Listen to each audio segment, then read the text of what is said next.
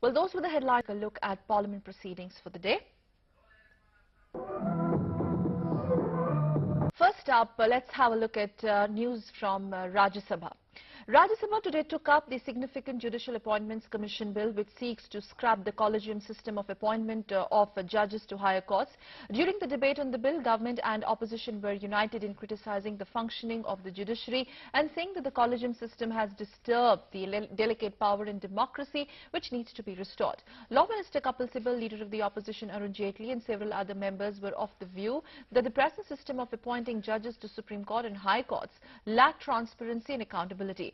Moving the Constitution 120th Amendment Bill 2013, Mr. Sibal said the judiciary rewrote Constitution in 1993 when the collegium system of appointing judges to higher court was adopted, which disturbed the delicate balance between the judiciary, the legislature and the executive.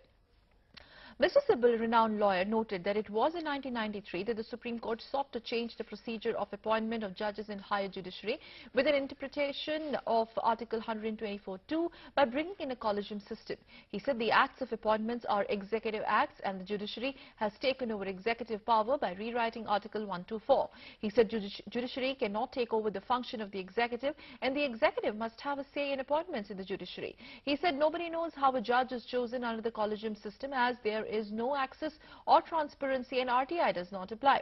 Mr. Sibal said the government does not want to impose its decisions in judicial appointments. He explained why the Judicial Appointments Commission is proposed to include two eminent persons to be chosen by the Prime Minister, leader of the opposition in the Lok Sabha, Chief Justice of India. Mr. Jaitley, also a noted lawyer, echoed Sibal's views as he pressed for re-establishment of the separation of powers, stating that the present system of appointing judges